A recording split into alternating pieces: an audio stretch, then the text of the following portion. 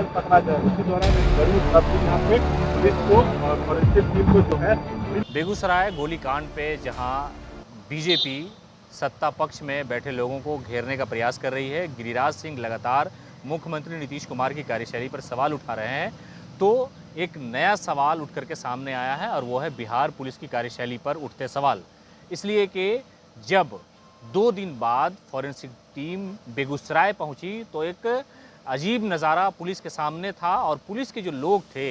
वो सब हैरान इस बात को लेकर के हो गए कि जिस ज़िले में पुलिस इतनी अलर्ट हो और 7 पुलिसकर्मी पर कार्रवाई भी हो चुकी हो, उसके बावजूद भी खोखा बरामद हुआ है। यानी जो गोली चली थी वो खोखा फॉरेंसिक टीम ने बरामद करके बिहार पुलिस को दिया है। यानी वहाँ की जो लोकल पुलिस है वो लगातार ये दावे कर रही है कि हम उस अपराधी को पकड़ने का प्रयास कर रहे हैं, 50,000 रुपये का उस पर इनाम भी रखा गया है। लेकिन जिस तरह से गोलियां चली और एक शख्स की उसमें मौत हुई और फिर राजनीतिक तौर पर हंगामा हुआ, एक दूसरे पर आरोप प्रत्यारोप का दौर चला, लेकिन उन सबसे अलग हट करके मैं पुलिस की कार्यशैली पर ये बड़ा सवाल उठ रहा है कि आखिरकार पुलिस जो बता रही है कि सीसीटीवी कैमरे खंगाले जा रहे हैं, जो फुटेज है उसके ज़रिए से अपराधी की पहचान की जा रही है और उसे गिरफ्तार कर लिया जाएगा,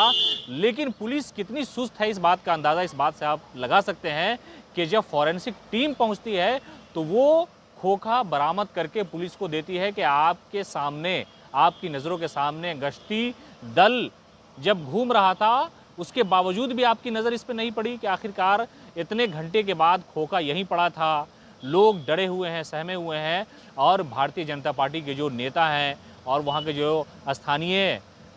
लोकसभा एमपी हैं गिरिराज, वो लगातार मुख्यमंत्री नीतीश कुमार पर और तेजस्वी यादव पर सवाल खड़े कर रहे हैं। तो ऐसे मामले को लेकर के जो पुलिस की कार्यशैली है उस पर भी सवाल उठने लाजमी है कि आखिरकार इतने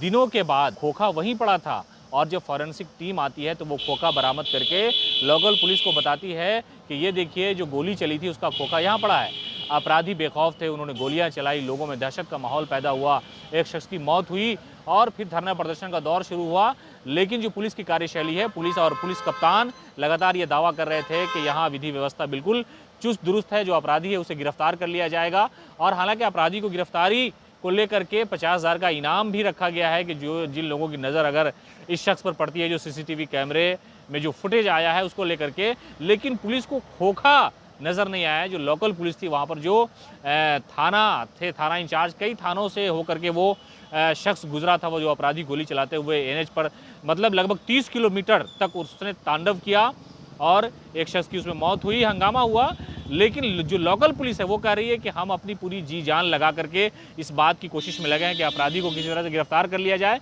लेकिन जो फॉरेंसिक टीम पहुंची उसके बाद जो खोखा था वो बरामद हुआ, तो लोकल पुलिस जो है उस पर सवाल खड़े होते हैं कि आखिरकार लोकल पुलिस किस तरह से काम कर रही है और अभी भी वो कितनी इस बात को लेकर के गंभीर है कि अपराधी पकड़े जाएं। जो खोखा सड़क पे आम लोगों की नज़रों के सामने पड़ा था उसको भी उठाने की जहमत नहीं हुई और फिर जो फॉरेंसिक टीम आई उसने उठा करके दिया। तो कुल मिलाकर के जो पुलिस है, जो लोकल पुलिस है, उसके कार्यशैली पर सवाल खड़े हो गए हैं। फिलहाल इस खबर में इतना ही। नमस्कार।